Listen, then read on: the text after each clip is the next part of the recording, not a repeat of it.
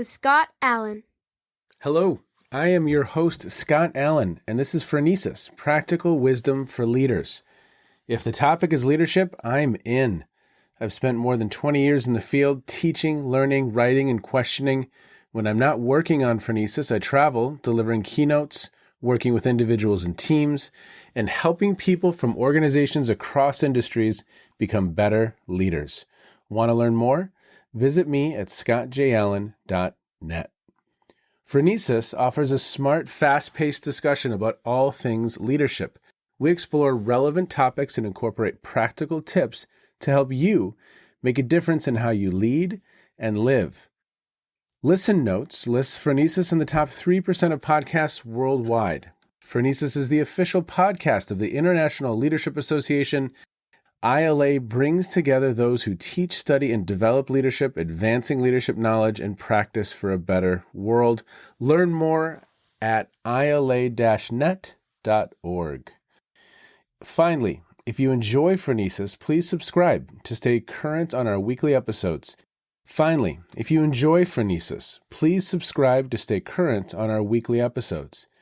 you find an episode that resonates, please share it with your colleagues and friends. And if you want more content, subscribe to my newsletter, The Leader's Edge. The link is in the show notes.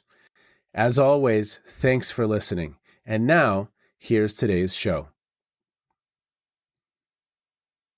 Okay, everybody, welcome to the Phronesis podcast. Thank you so much for checking in wherever you are in the world. Today, I have Dr. Peter Ray, and he is Vice President of Integrity and Ethics at Parker Hannifin Corporation. He is a professor of business administration at Baldwin Wallace University. He teaches physician leadership for the Cleveland Clinic, and he chairs Ohio University's Medical School Advisory Board. Parker Hannifin is a Fortune 250 publicly owned company with annual sales over $19 billion, employing about 65,000 teammates in 50 countries. Parker is the global leader in motion and control technologies.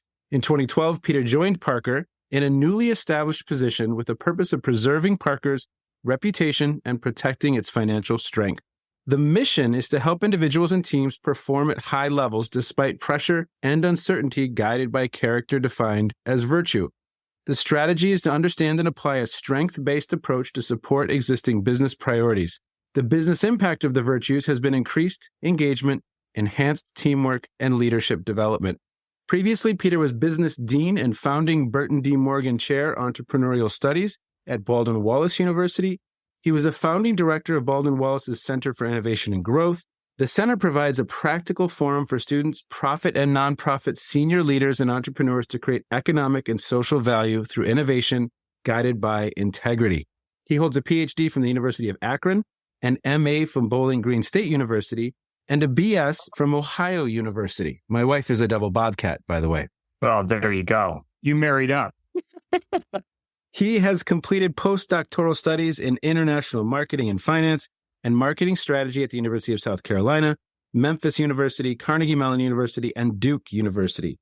Publications include Better Humans, Better Performance, December 2022, and this book is an extension of Exception to the Rule, The Surprising Science of Character-Based Culture and Performance, co-authored with Alan Kolb and Dr. Jamie Stoller.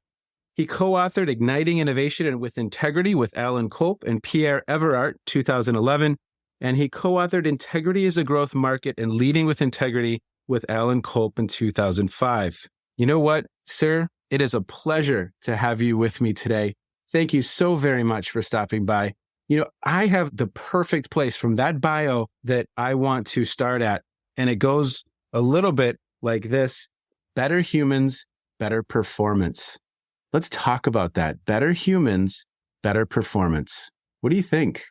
I don't know that I understood this completely till you dive into the research and then start to actually put it into practice. That it's true that the so-called soft stuff, character defined by virtue, leads to better performance.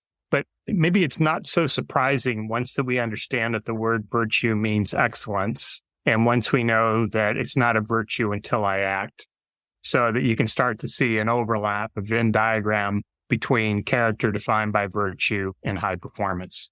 Well, and talk about how, because you've made this transition. I mean, it's a beautiful transition from kind of a career in academia to actually putting all of this into action in a Fortune 250. Would you take us along that journey, if you would, maybe from the beginning and kind of how that path has played out and what you've learned as some of this theory has interfaced with the real world in 50 countries, literally the world, right? Yeah, I'm trying to keep this brief. So I think that my background's in strategy, and that when I was younger, I did used to think that being right was enough, that all you needed to do was figure out the competitive advantage and you were good to go. And then the older I got, it's the conclusion. I was slow to figure this out. I wish I'd have understood it earlier in my career, that the so-called soft stuff, culture, teamwork, leadership, that's where the action is. So you get two teams, one team, brilliant people, brilliant strategy, egomaniacs that can't get out of their own way. And they're going up against team B, where the strategy's not bad. People are reasonably right, but oh my gosh, can they function effectively as a team? And B takes out A all the time.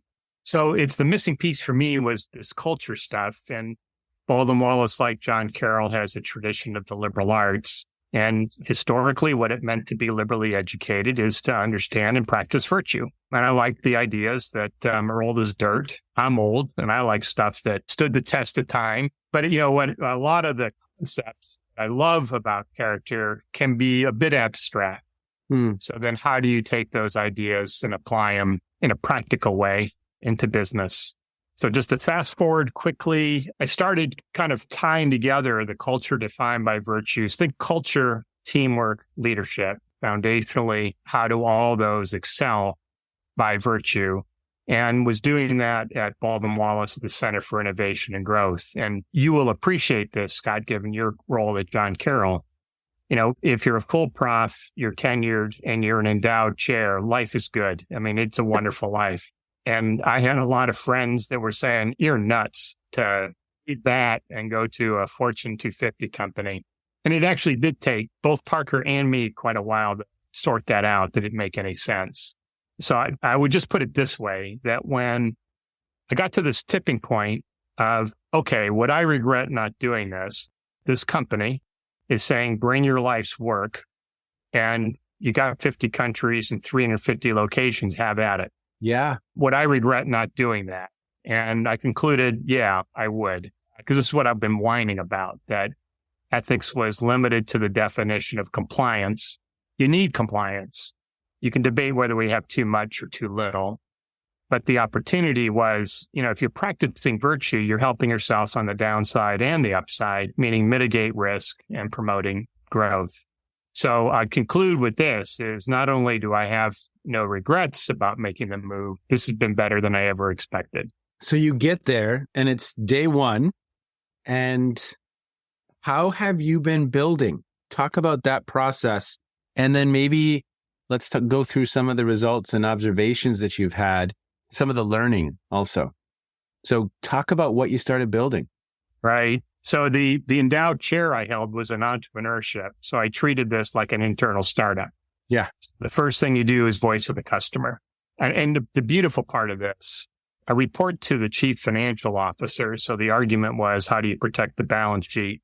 Our culture is our greatest asset. So what's your on-purpose plan?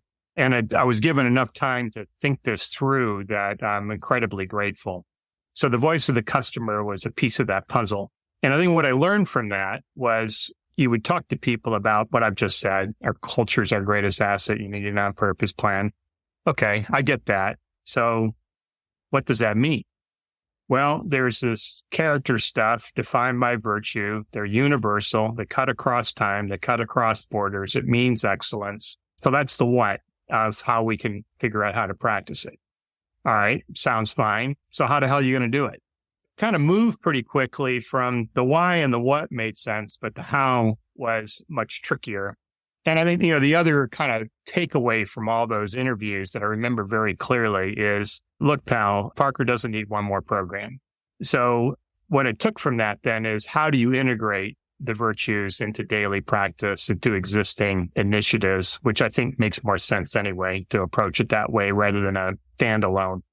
So that was basically the way it got started. And then there was dumb luck. Again, back to better to be lucky than good. I had several friends who worked at Parker. stumbled into one in the cafeteria. He stared at me and said, "What the hell are you doing here?" He knew me from being a professor. Explained it. He said, "You know what? I think our group president would be interested in this." So that moved from the voice of the customer to the pilot. At the time, this little sample or pilot was 1.3 billion in revenue, 14 divisions, all with separate P&L. This little pilot Took about a year and a half to get for your little startup. Exactly. But what was intriguing about it is we did the pre and post test, at least at a high level. And pre, the engagement scores for this group were the worst. And the financial results were about middle of the pack. Post, the engagement scores were at the top of the company. And so were the financial results. So from an engagement point of view, it was kind of a worst to first. And to be clear, I think you can draw a pretty straight line between practicing virtue and engagement. I'm not as confident about the financial returns. I think it doesn't hurt, but there's way, way too many variables, I think, to kind of argue that you're going to get better margins, growth rates, all that. But you can lay a foundation for those kind of things to occur. And then it kind of took off after that. So Peter, take me through a little bit, because I love the kind of notion of let's have this move in kind of the flow of the work, the direction of the work. We don't need another program. What were some components of the intervention, so to speak, so that listeners have a sense of how did you do the work with these teams? Yeah. So, and I think hopefully I've gotten even better at what I'm going to say. I don't know that I was as tight as the way I'm going to describe it now at the beginning. So I think what we're pretty good at now is you always start with existing strategies, existing priorities, existing activities. And so you're not kind of introducing new concepts in that sense. And I suggest that you've got a culture anyway. It's just, do you want to be intentional about it, or does it just kind of grow? And that's the riskier one, of course. You don't need to convince anybody that culture is not only going to eat strategy for breakfast, it's going to eat process for lunch, and it's going to eat metrics for dinner. I haven't heard that one before. Say that one again. Say that one again. It's hungry. It sounds like this is hungry. It'll eat strategy for breakfast, process for lunch, and metrics for dinner. And it's, we all kind of know that culture is this huge performance amplifier or break. Yes. And then the hard part is you're up here, you're really, really clear about your strategy. And, Parker's engineers backed up by accountants. So, we're as metric driven as anybody, and we know precisely where we are at a point in time. But then how do you kind of draw a line from culture to drive all those results that you want? That part's not as obvious.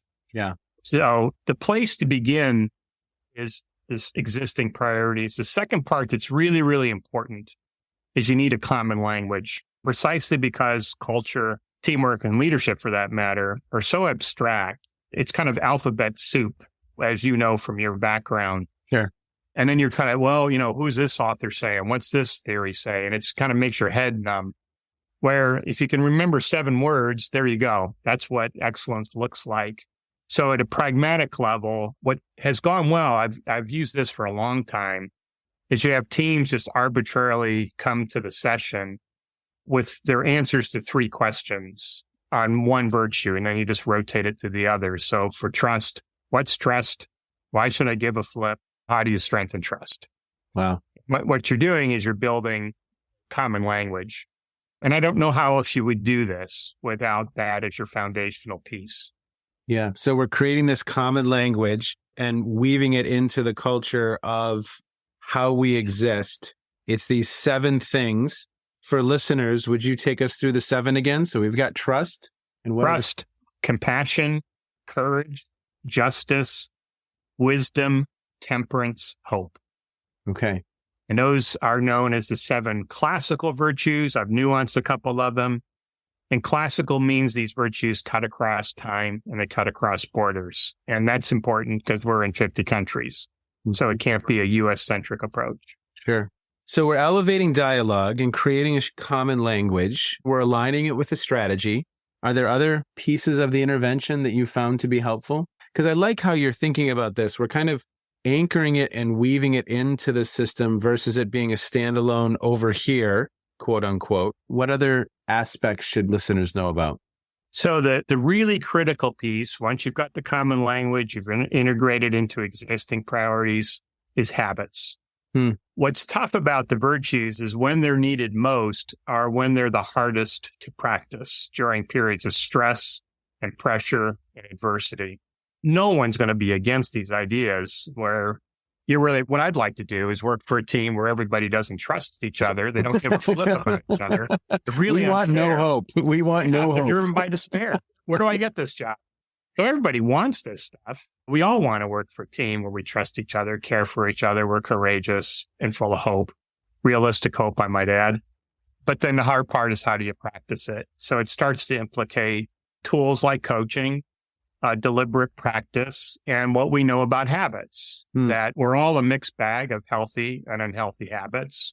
And so what do we know about trying to create these new habits or strengthen existing habits so that you can get the results that we're all interested in? It's a reminder, I think, of two factors. It's not a virtue until I act, and there's a knucklehead inside every one of us. So we're all going to screw this up. I just want the trend line to be favorable. That's about all I can hope for. Well, and I love that phrasing because I think some of Carol Dweck of mindset fame from Stanford, she says, becoming is better than being, right? Right. And there's this great quote by Bob Hogan, who you are is how you lead, right? So, yeah. Okay, right. So here we are. And as you said, we are all these mixed bags. Every one of us have great strengths and areas of growth, areas for improvement for sure. But for me, are we becoming? Are we in this constant process of trying to be better, trying to practice the virtues, and at least present and intentional in that work, right? I think you used the word deliberate practice. So critical, right? Yeah, it is. It's a good quote. Who you are is how you lead. Who you are is how you show up on a team. Who you are is how you parent. So that's the part that I think often gets skipped over as the focus tends to be more on competencies as opposed to character. It's not that competencies aren't essential. They're kind of table stakes. I mean, do you know what the hell you're doing? And if not, then that's not going to go well. Nobody's against character, but it's ill-defined. So we're kind of morally inarticulate. And if I've just got stuff on a wall about integrity, I mean, every sports team's got this stuff in a locker room. And some coaches are really quite good of operationalizing it, and it changed the way the team functions. I'm not being critical of the one that's got it on the wall. It's not so obvious. How do you operationalize these ideas? Yeah. Any other kind of clues that you've stumbled upon as to how to operationalize these so that they do become part of the culture, our way of being, and we have people deliberately practicing because they have this beautiful practice field each and every day. It's called work, and it's also called home. But bringing humans to a place of looking at their workday or looking at their home life as an opportunity to practice, that's a challenge at times. It's very hard. There's a gazillion examples. This is one. So being strength-based is a good methodology. You know, the jargon term, as you're well aware of, is the appreciative inquiry. But, you know, business people don't tend to use that language. Being strength-based resonates a little bit better. And that can be misunderstood, that being strength-based doesn't mean ignoring weaknesses. That's narcissism. It means that let's leverage your strengths. So how do we do that? I'll give two examples. One is in terms of performance evaluations, there's not a lot of good evidence that they work. Let's start with that. Yeah. That we're actually much better at helping someone be successful than we are at judging them. We kind of stink at that part of it. So what if we ask two questions as part of the performance evaluation? What do you do well? And how could you do more of it? And the evidence is you get these jumps. You actually only need it at the margins, about 10 to 15% more of your time on your strengths. And you get these huge jumps in engagement. Because to go from I suck at something to mediocrity is not exactly a winning formula. But if you can leverage your strengths while acknowledging your weakness, that ups your game. That's one. The other is most organizations anymore are metric driven. And so you're going to do that anyway. And the organization, well, this comes from a good place. They'll look at the red results and say, well, that's where we start. Who's got responsibility for this? What are we going to do about it? We need accountability.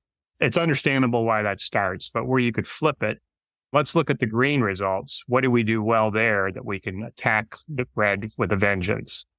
And you're not going to get green results with the antithesis of virtue. You're going to get it because it's present.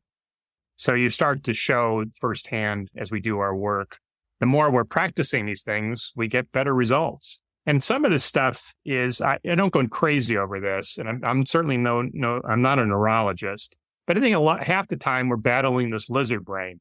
So you're battling fear of failure, or I'm fearful of how I'm going to be seen by my colleagues, or I'm fearful that I'm going to lose my job. And the prefrontal cortex shuts down and you get crap performance. So it's this balancing act between, on the one hand, you do need the psychological safety to step in to get the motivation and accountability for results. And we've both seen a gazillion studies that basically show relationships first, performance second, and the order matters. I think too often it gets stuck where it's either over here and it's warm and fuzzy and lovely, but at some point you got to perform. Yes. And over here, it's kind of suck it up, buttercup. And that doesn't help us either. You kind of need that foundational piece. So it's not an either or argument. It's investing in the relationships and getting good performance.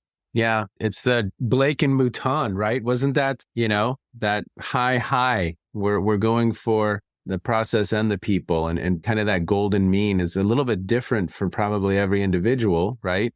Right. Oh, wow. Now, talk about some of the results that you've experienced. I mean, because this is pretty fascinating. I mean, because, again, you've got the engineers, you've got the accountants. They're looking to you like, okay, how's this Where's your stinking out? data? Yeah. You're not allowed to talk until you got your numbers. The initial, of course, everybody starts with this question, how will you measure success? And that came early and often. And the CFO who recruited me was wonderful about this. And we talked a lot about this before we started.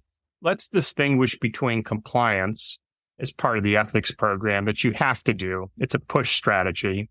And let's define character in terms of a pull strategy. You want to do it. So one's tapping on an extrinsic motivation and the other on intrinsic motivation. So we agreed that, in fact, we separated kind of approach to compliance and character for that reason. We kind of did that early on. You need compliance. I don't want to be misunderstood on this point. Yep. And if you're publicly owned, you don't have a choice anyway. You have got to do this stuff. And there's no organization that's perfect. So whether it's John Carroll or there's always ethical lapses. So you've got to do it. Just add humans, right? Just add humans. And it gets pretty interesting. Happen. I think that, the difference is not there isn't going to be an ethical breach, but how do you respond is actually, I think, the more interesting question.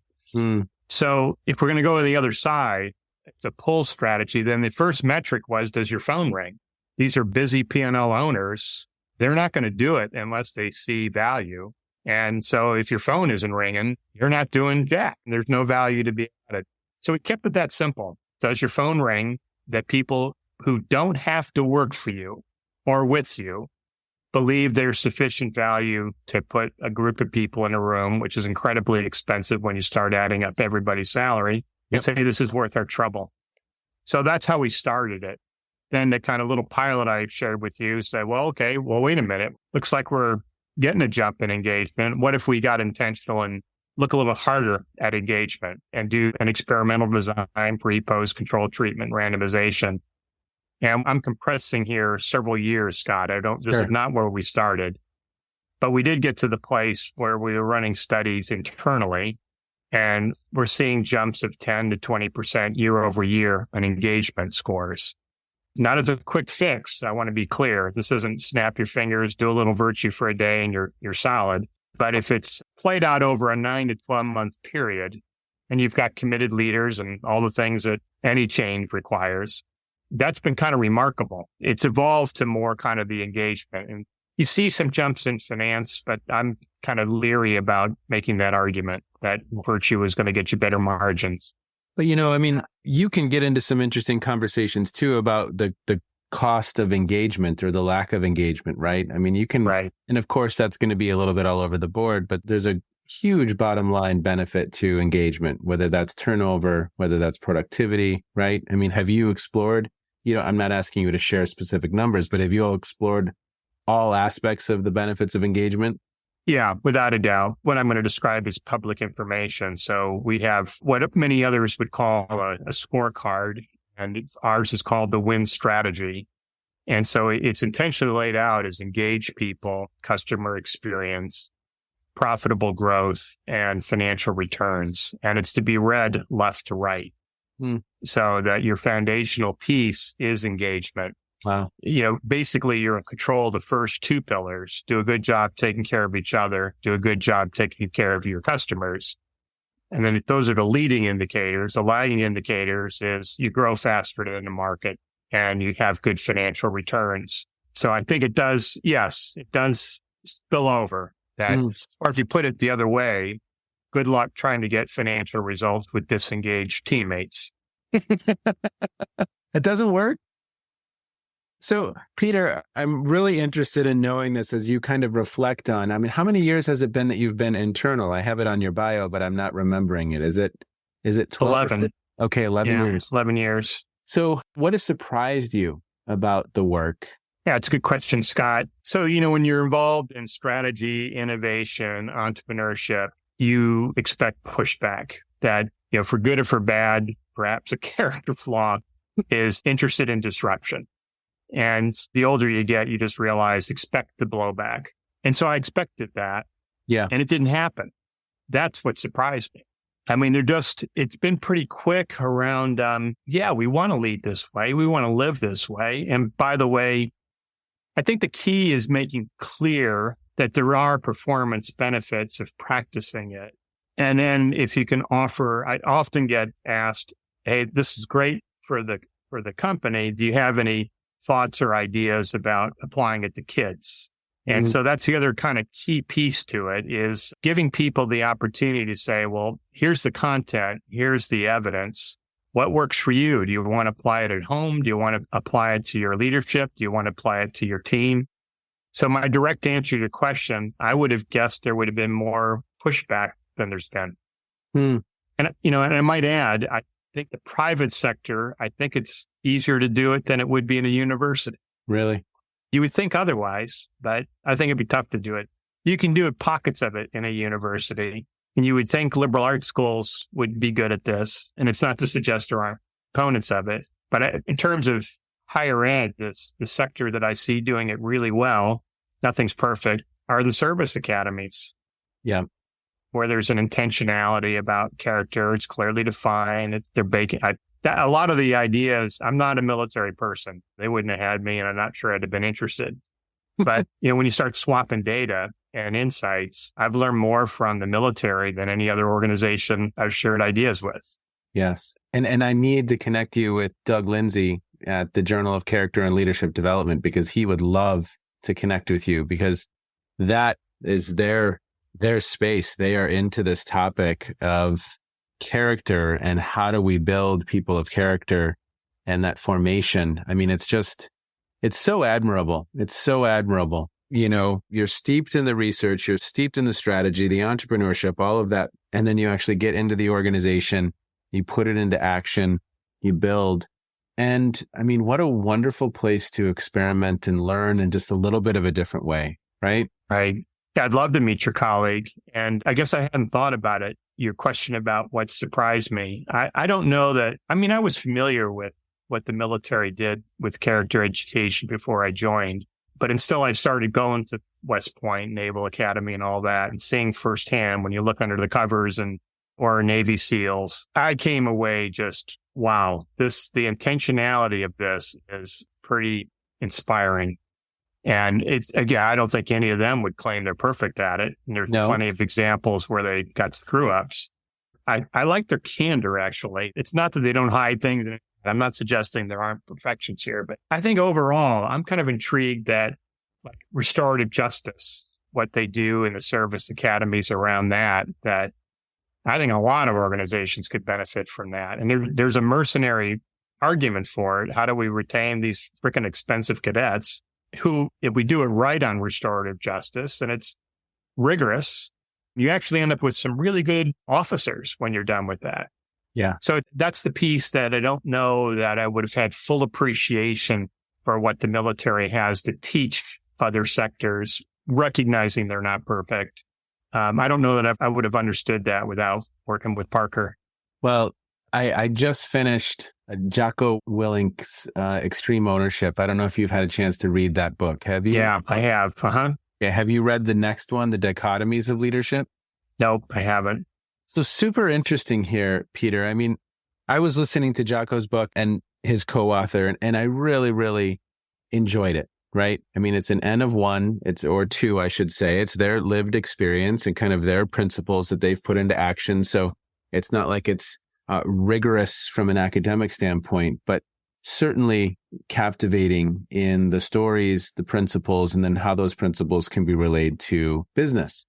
Well, what's interesting is in the second book, at least in the version of the audiobook I listened to, they gave us one chapter in the new book.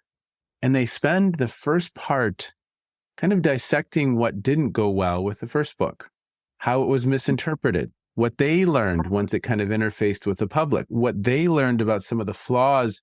And Jocko even says, look, the name Extreme Ownership, we don't necessarily think was the right message because we don't always need extreme ownership. I mean, it's on a spectrum. So it was even as if he was doing an after-action review on the previous work, and then, of course, iterating in public in a really, really nice way, right? Almost modeling, right? Almost modeling that after-action review and that hard look within as we move forward and better understand the phenomenon. So if you have a chance, check that out. The second book is The Dichotomies of Leadership. And, again, really, I think I did some work with a sound engineering company once. They had one of the largest set of the certain type of speaker in the world, and they had all these soundboards, and it was really, really an interesting experience. I promise this is going somewhere. But I looked at this soundboard, and it made me think of leadership, right? I mean, I said to them, when you get into certain outdoor arenas or a stadium, or maybe you're in Madison Square Garden, all of these dials, depending on the context, have to shift and adjust to fit this new context. And they were like, yes. And I said, well, leadership is in many ways the same way.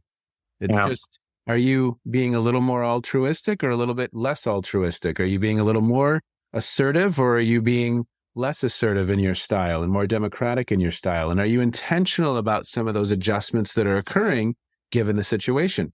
So it was interesting because I appreciated the fact that A, they were reflecting, and that B, their own thinking about the topic is evolving, and they're open about it, right? That's very impressive. And I like the idea of it being a dichotomy. I mean, when I think about you switch to the corporate side, there's a dichotomy between, on the one hand, you have to create value. Mm-hmm. And on the other hand, you have to extract value. And that's not easy to do. Yes.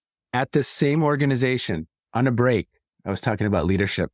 And a gentleman, they had locations in the UK and Australia and the United States, and their people would go out all around the world. I had a gentleman come up and in a British accent say, every aspect of what you just discussed about leadership, my mentor exhibited in this British accent. And I said, oh, well, who is your mentor? And he said, David Bowie. I'm glad to know that Ziggy Stardust was a good guy.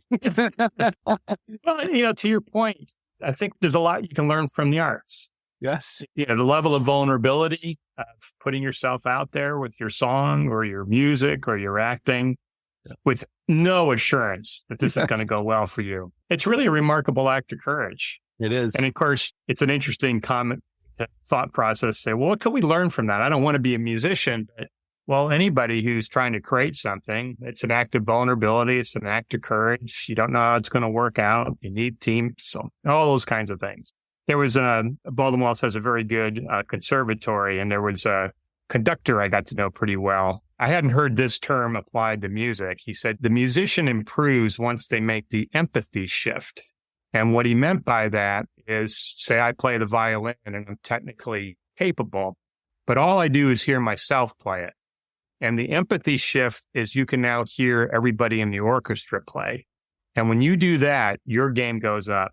And he's listening for it, of whether the student will be able to make the empathy shift. If they can't, they will be sub-optimizing their performance. Well, I mean, think about that with leadership. Exactly. Right? I mean, yes. Well, okay. We've talked a little bit about a couple books and maybe some things out there, but what's caught your attention recently? What have you been listening to? What have you been streaming? As we begin to wind down, I always ask guests this. So, it could have something to do with something we've just discussed, or it could be just a television show that's caught your eye recently. What's been on your radar? I think the piece that I'm focused on is navigating uncertainty. That perceived or real, you got a lot of people that are full of angst. And, you see the bleak side is kind of deaths of despair, kind of people being angry with one another or sad. And all those numbers are not in the direction you want. So that's taken to an extreme. But even people who are kind of moving through the day, how do I deal with uncertainty? And at one level, you'd say, well, is this the most uncertain period of time? I mean, there was this thing called World War II. That was pretty uncertain. Great Depression, not bad. World War I, yeah, you have to give it a vote. Spanish flu. Yep, exactly. In some ways, it doesn't matter. I mean, it's just this kind of relative experience of how do I make sense of uncertainty. So at least what the research shows, I've been doing a lot in this area. So who are these people who seem to do a better job handling uncertainty than the rest of us? And the pillars are identity, relationships, and purpose. And the identity takes you back to character and virtue. That's what's preeminent. It has an outsized impact on my ability to handle uncertainty because it's about living by conviction and not by circumstance, which the Stoics taught us a gazillion years ago. Yep. So in that sense, it's not new, but it takes you back to how do you practice it, all the things we've been discussing. Then when you look at all the research on relationships, whether, like the Google study, how people treat each other is a better predictor of performance than who's on the team. I mean, it just goes on and on and on that the relationship is key and the performance follows. Or if you take it on the personal side, the Harvard study that's 85 years old, and there's other studies that haven't gone as long as, who are these people that live life well, live life long? And the number one predictor is quality of relationships. Yep. It's one of those kind of do we live that way? And the last one is purpose. And purpose being defined by commit my life to something bigger than myself. I think the only kind of challenge with purpose is it can get a bit abstract. Like, where do I find my purpose? Do I need a better flashlight or do I just sit on the couch and I wait for a lightning bolt to hit me? And, maybe a more pragmatic question is either A, what does this time require of me? Or B, what can I do to be more useful? And so those pillars, when they all can be learned, and I'm in control of all three, I can't control other people's relationships to me, but I can control how I invest in relationships. And the consequences, we come out a little more sturdy and a little more resilient. And the absence of those three, we're more fragile. So that's what you've been exploring. That's it.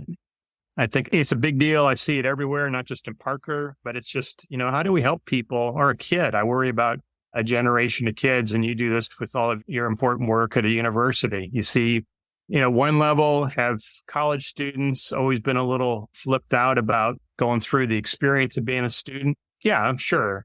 But you look at some of the numbers of how students are kind of dealing with it, rather than kind of saying, hey, put me in the game, coach. This learning is dynamite. I'm all in versus, oh my gosh, I'm full of anxiety. I'm full of concern. And, from a performance point of view, when anxiety goes up, performance declines. So even if we're mercenary about this, how do we we're not going to eliminate the angst, but trying to give people tools to deal with anxiety, stress, pressure.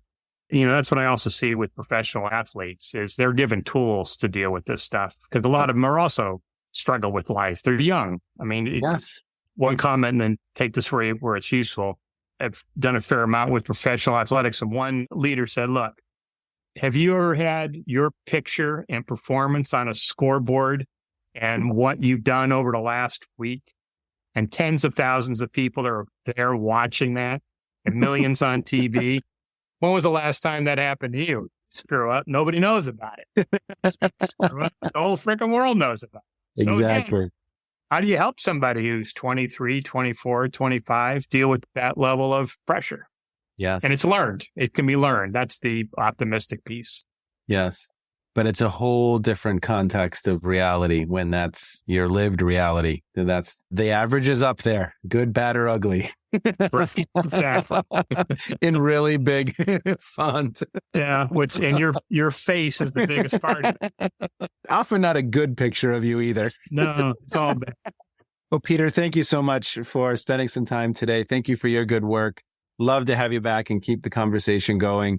Thanks so much. Just really, really appreciate your time. I appreciate the invitation, Scott. Thanks for the conversation. Maybe, just maybe, it's as simple as better humans, better performance. And longtime listeners will know that I love that Peter has an opportunity to practice and to really, really learn in an organization, to take that hypothesis, better humans, better performance, and test it out and really work to develop individuals in that organization. And let's see what happens. What happens to the return on investment for doing that work. And it sounds like we have an individual here who is engaged and immersed in that work. Peter, can't thank you enough for your time. Can't thank you enough for that conversation. I just really, really enjoyed the conversation. And I do wonder, is it that simple? Better human, better performance. Practical wisdom for me. What are some of those hypotheses that you have? And what are you doing to test them in your organization to learn and see if we can get further, see if we can have a greater impact, see if we can make a difference in the lives of others. Take care. Thanks, everyone, as always, for checking in. Peter, thank you for your good work. Bye-bye. You have just finished another episode of Practical Wisdom for Leaders with Scott Allen. To contact me, visit scottjallen.net or send me a note at scott@scottjallen.net. I'm also on LinkedIn, so let's connect. If you have feedback, I'd love to hear it. And as always, thank you so much for listening. And now here's my daughter, Emily, with the outro.